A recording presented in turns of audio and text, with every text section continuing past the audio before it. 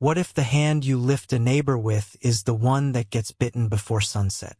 Hal Whitaker, 57, hair the color of storm cloud steel, was the kind of man who kept extra screws in his coat pocket, just in case civilization loosened overnight. At dawn on Thanksgiving, he trudged through frost to fix widowed Mrs. Delaney's sagging porch, patching every board until it stopped whining about gravity. Good deeds stack up like cordwood, he told himself. They'll warm you later. By noon, the only lumber on his mind was pie crust. He ambled home, boots muddy, heart clean, and found an urgent letter perched on the mailbox like a vulture playing dress-up. Inside, a foreclosure notice on Whitaker hardware, effective immediately, signature scribbled in ink that looked suspiciously like his own. Hal, internal funny. I don't remember forging my name on a $287,000 line of credit. Must have been sleep carpentry. He phoned the bank. The rep's voice oozed politeness while confirming, "Your wife handled the paperwork last month, sir." Cynthia, saintly Cynthia, who preached coupon redemption as a spiritual discipline. Hal's stomach performed a trapeze act without a net. He pictured the store, oak counters burnished by 30 years of handshakes, about to be gutted and auctioned like roadkill. At dinner, Cynthia ladled gravy with surgical calm. "Rough day at the shop, hon?" Her eyes never blinked. Their daughter Emily, back from Chicago, scrolled her phone, thumbs flitting like hummingbirds around secrets. Hal, internal, 2 women at this table know something. And 1 turkey isn't the only thing getting carved tonight. Before dessert, Hal excused himself, walked to the shed, and stared at his Smithsonian-grade collection of hammers. "Tools don't betray you," he muttered, gripping an old ball peen like a prayer bead. What happened next rewired every relationship Hal thought was solid. You don't want to miss how quickly kindness turns combustible. Ever read numbers so crooked they make a straight man dizzy? Hal spent Black Friday interrogating bank statements instead of customers. A pattern emerged. Weekly cash transfers to Harborview Consulting LLC. He drove to the listed address, expecting an office. Found a shuttered strip mall salon with a for lease sign flapping like a guilty flag. Back home, Cynthia claimed ignorance too quickly, too smoothly. But Emily flinched at the name Harborview. Hal saw it the way a carpenter spots a warped plank at 40 paces. He followed her later to the attic, where she rifled an old filing cabinet. When confronted, Emily broke like damp plywood. "Dad, I only borrowed. For the app. It's going to revolutionize senior pet care. Investors wanted collateral." She confessed to forging Hal's signature, with Uncle Ben, Hal's kid brother, corporate lawyer turned opportunist, guiding her through routine paperwork. Cynthia, panicked by IRS letters, had sold her jewelry to cover earlier holes, terrified to tell Hal. Emily, whispering, "I was protecting you from worry." Hal, flat by detonating my life savings behind my back? Thoughtful. In the garage, Hal rehearsed 1,000 curse words but swallowed them like rusty nails. YouTube wouldn't approve, and regrets age poorly in public. Instead, he plotted a quieter demolition. Sunday evening, he invited Ben for family beers. Served ginger ale instead. Hal clicked a tape recorder on the counter. "Explain Harborview, counselor." Ben's grin deflated like a cheap balloon. The recorder whirred. Cynthia's eyes watered. Emily hugged herself as if her bones no longer belonged. "This is the midway ramp. Every secret's engine is now roaring. Stay to witness whose brakes fail first, and how Hal aims to steer the wreck. A confession is easy. Consequences are where teeth meet bone." Hal gave Ben a deadline. Repay every cent by New Year's or face fraud charges. Ben laughed, wrong pitch, wrong brother. On Christmas Eve, Hal discovered the store's deed already reassigned.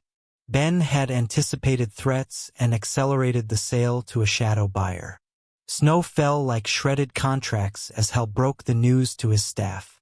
Shelves stood half empty, echoing decades of loyal chatter now silenced. Hal, internal, they trusted me. I trusted blood. Turns out, rust in the veins corrodes faster than on the tools. Determined not to be the last one fooled, Hal tracked the buyer, a shell corporation leading to Northbrook Capital, whose board included Emily, listed as Innovation Advisor. She'd gambled on a cash-out to fund version 2.0 of her pet care dream after the first investors bailed. Ben pocketed a broker fee. Cynthia signed the dotted line under emotional blackmail. Save Emily's future or watch her drown in debt. New Year's night, Hal rented the town hall, inviting every employee, family member, and nosy neighbor. He screened a slideshow, bank drafts, forged signatures, corporate registry screenshots. The projector's cold light painted guilt on the walls. Emily sobbed. Ben attempted lawyerly gymnastics. Cynthia crumpled like tissue in rain. The audience gasped, murmured, divided between schadenfreude and sympathy. Hal's voice sliced through. Betrayal isn't a single act. It's a season ticket to someone else's ruin. My ride ends tonight. He announced the store would close, but severance was covered. He'd mortgaged their house that morning to honor payroll.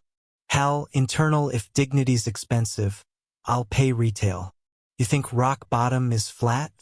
Wait until you see how Hal digs for forgiveness, and whether anyone bothers pulling him out.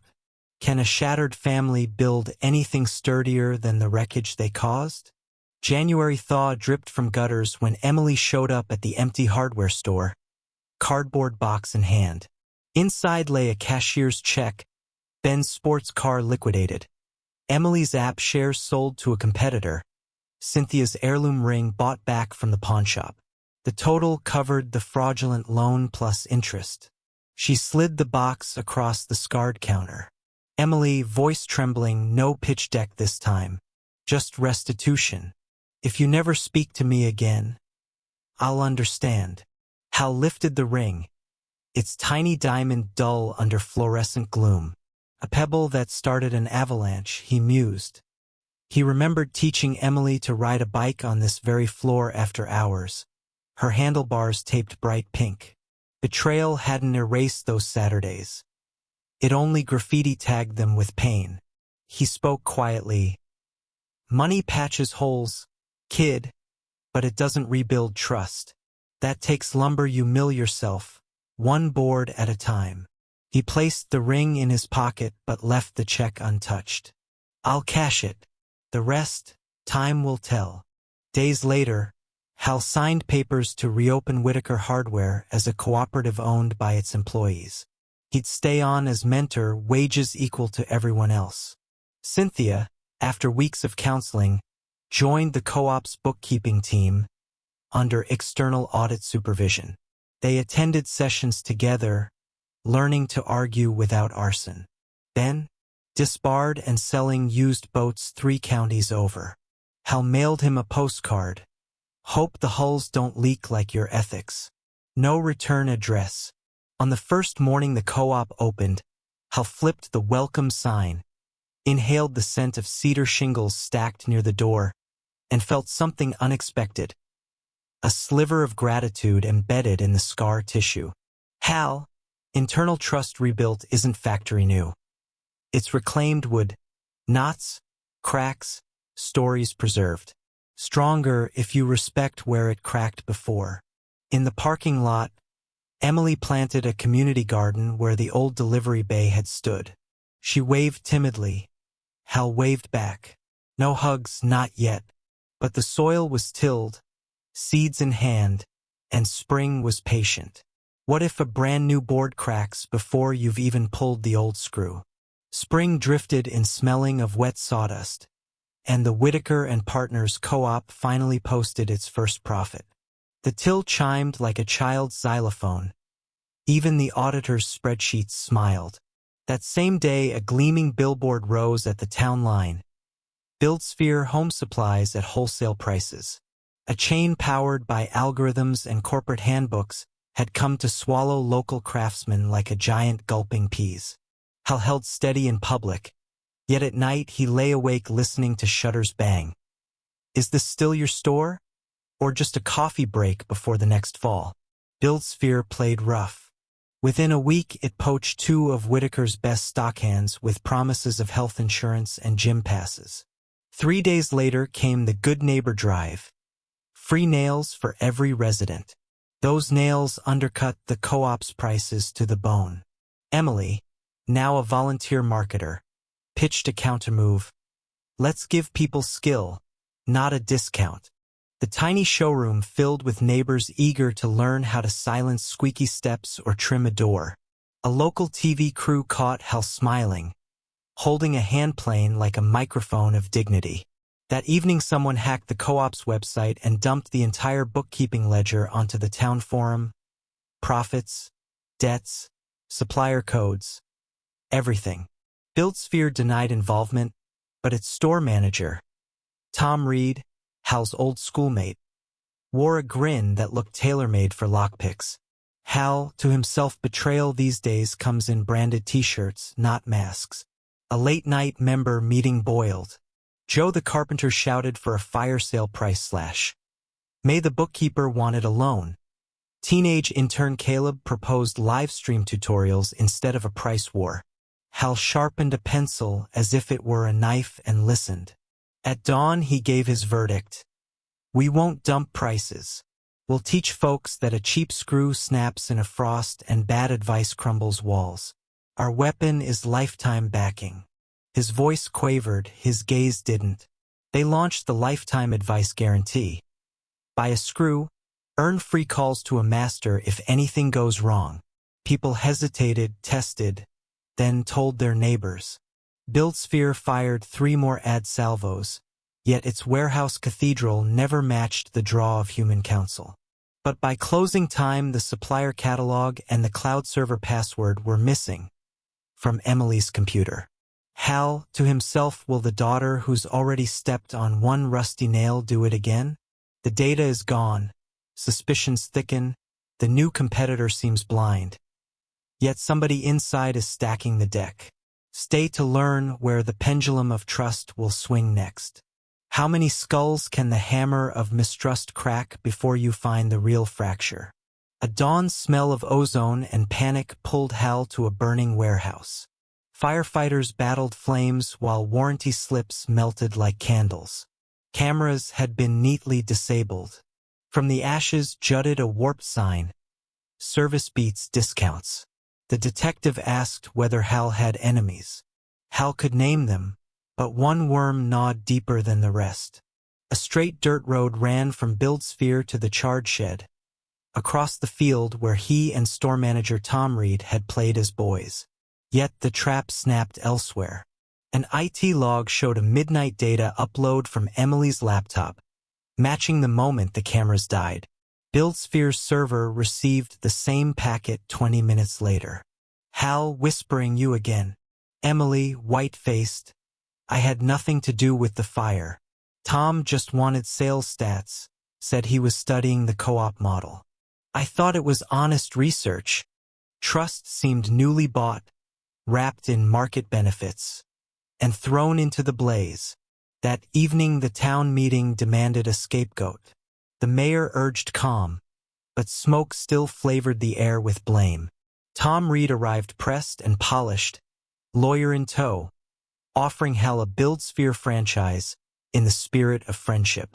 Hal stared at his childhood friend and spotted a gray ash print on Reed's pristine sneakers. Tom had always believed life was a leaderboard. Hal clicked on the pocket recorder he carried since Ben's scheme. Tom, what time did you visit the warehouse at midnight? Reed brushed him off, until Hal slid a GPS dump from Reed's phone across the table, quietly harvested by young Caleb. The room erupted, half shouting for Emily's arrest, the rest for Tom's. Police walked them both out like twin broken mirrors. No one knew which reflection held truth. Hal, to himself, what hurts most is when truth doesn't break in half. it shatters into glittering dust. Late that night, Hal sat in the dark store, fingering a charred warranty tag. Caleb emerged from behind the racks. Look! He showed laptop traffic logs. Tom had siphoned data while Emily was still in the Faro Cafe. The timestamps didn't match. She'd been gullible, not incendiary.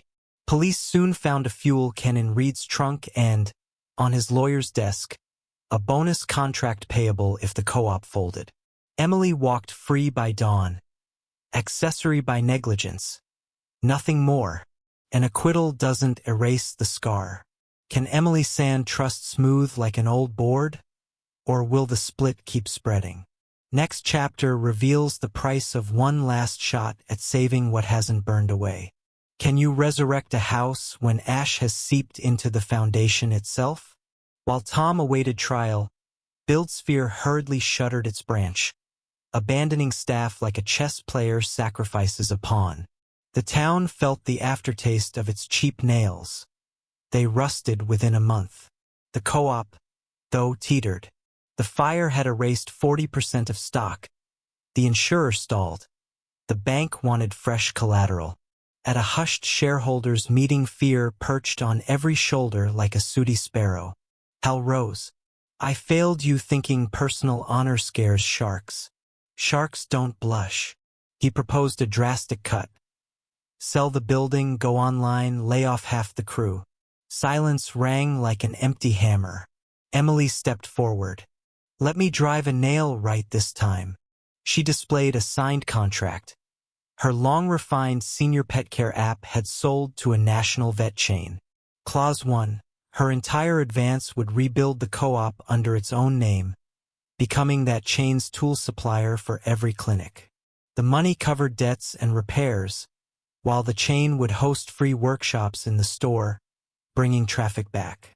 Hal, softly, you sure this isn't another detour? Emily, if it crashes, I lose everything. But if we don't try, the store dies. I can't break your faith twice. The worker owners voted unanimously. Accept the deal. Knowing the cost of mistakes, Hal formed a 3-member oversight board to audit quarterly. He himself became a mentor without veto power. Trust should rest on structure, not charisma. 3 months later, pallets of tools stood where the air still hinted of smoke. Above a new register hung the motto Fair Price Plus Lifetime Advice beside a paw print logo, the partnership's mark. Shoppers came for screws and left with pet food, litter scoops, and a vet referral. Profits returned, but more importantly, so did the town's sense of commons. At the first post-fire anniversary, Hal raised a wooden mug Caleb had CNC carved. We used to drink from dented cans. Now from what we shape ourselves. Wood remembers everything, yet it can take a new form. He handed the cup to Emily, who gripped it as if holding the pulse of her redemption. Cynthia stood nearby, light as a May breeze, for once without the shadow of total control in her eyes. Hal, to himself, trust doesn't come back as a check or a certificate. It returns as a scar that stopped hurting. A reminder where not to lean the ladder when you paint the future. That evening the 3 of them closed the shutters. No fanfare, just the steady glide of a freshly oiled hinge, whispering that life, like a door, may crack but can always be rehung. Resolution. The town now called the co-op, the store that outran the flame. Hal used different words. We're a workshop of mistakes, replaned into experience. And every customer who left with a new driver bit also carried a quiet reminder. Betrayal isn't a sentence if someone's willing to hand you the best tool of all, a second chance.